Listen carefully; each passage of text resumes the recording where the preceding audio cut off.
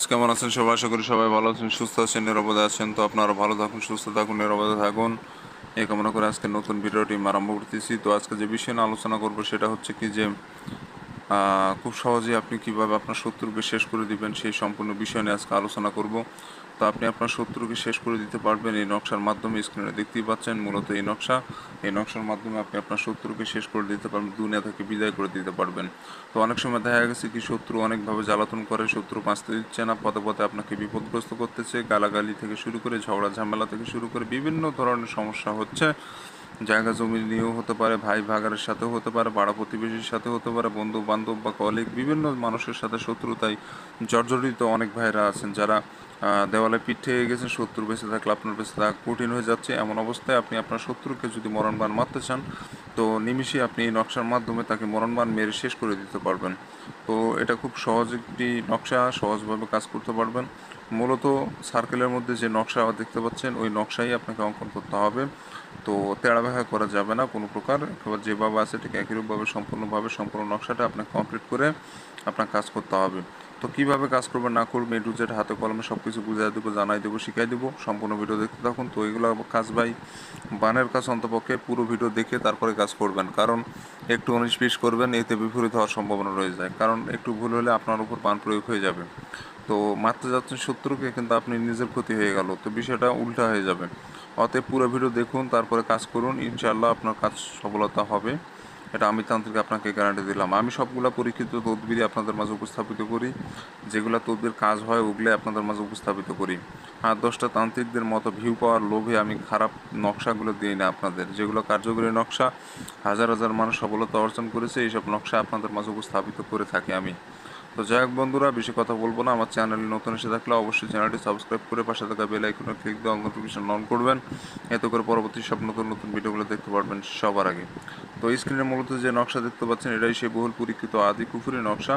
তো এই নকশার মাধ্যমে আপনি বান প্রয়োগ করতে পারবেন। তো বান প্রয়োগ করার জন্য আপনাকে যেটা করতে হবে সেটা হচ্ছে সাদা কাগজ নিতে হবে। বাজার থেকে সাদা কাগজ কিনে আনবেন। সেই কাগজটা যেন পবিত্র কাগজ হয়, অর্থাৎ কোনো প্রকার নোংরা আবর্জনা যেন কাগজের উপরে না ভরে থাকে। ফ্রেশ চকচক সাদা কাগজ আপনাকে নিতে হবে। সাদা কাগজ কিন্তু অনেক প্রকারের হয়ে থাকে, একটা কালচে টাইপের কাগজ হয়, একটা সাদা চকচক কাগজ হয়। তো যেটা চকচক সাদা কাগজ, সেই কাগজের উপরে আপনাকে নকশাটা লিখতে হবে। আর কোনো প্রকার নোংরা আবর্জনা যেন না ভরে থাকে, এবং আপনি যখন নকশা লিখবেন নিজেও পাক পবিত্র থাকবেন, এবং সেই জায়গাটায় বসে নকশাটা লিখবেন সেই জায়গাটাও যেন পরিষ্কার পরিচ্ছন্ন বা পবিত্র হয়। কোনো প্রকার নোংরা আবর্জনার জায়গায় বসে সম্পূর্ণ নকশা লিখবেন না। এরকম এগুলা একটু 19-20 করলে কিন্তু কাজ হবে না। বিষয়গুলো মনোযোগ দিয়ে শুনবেন এবং পালন করে তারপরে কাজ করবেন। দরকার হলে ভিডিও ডাউনলোড দিয়ে বারবার শুনবেন, শোনার পর কাজ করবেন।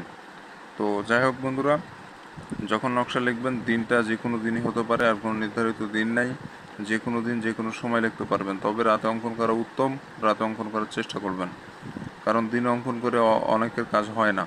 রাত অঙ্কন করবেন, 100% সফলতা অর্জন করতে পারবেন সঠিক নিয়মে কাজ করতে পারলে।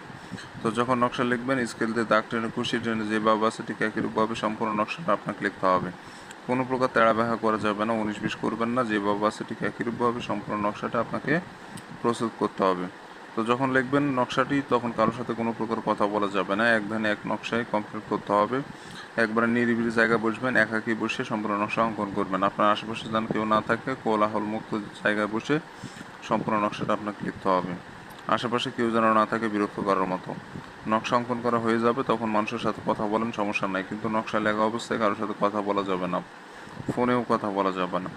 তো যাই হোক, সম্পূর্ণ নকশাটা আপনাকে 5 থেকে 7 মিনিটের মধ্যে অঙ্কন করতে হবে, আর বেশি সময় লাগানো যাবে না, কারণ যত বেশি সময় লাগাবেন তত কম নকশা কাজ করবে। তো নকশা নাও কাজ করতে পারে যদি দেরিতে অঙ্কন করেন। তো সহজ নকশা সহজেই অঙ্কন করতে পারবেন, এটা কোনো সমস্যা হবে না আশা করি। তো যাই হোক বন্ধুরা, যখন নকশা কমপ্লিট হয়ে যাবে, নকশার অপর সাইডে নকশার নিচে আপনি লিখতে পারেন শত্রুর নাম, শত্রুর পিতার নাম। আবার অপর সাইডে যে যে সাইডে নকশা লিখবেন তার অপর পৃষ্ঠায় ফাঁকা তো থাকবে, সেই অপর পৃষ্ঠায় আপনি শত্রুর নাম, শত্রুর পিতার নামও লিখতে পারেন। আবার চাইলে নকশার নিচেও লিখতে পারেন, আপনার খুশি। তবে প্রথমে দেবেন শত্রুর নাম, তার নিচে শত্রুর পিতার নাম, এভাবে করে সম্পূর্ণ নকশাটা আপনাকে লিখে ফেলতে হবে।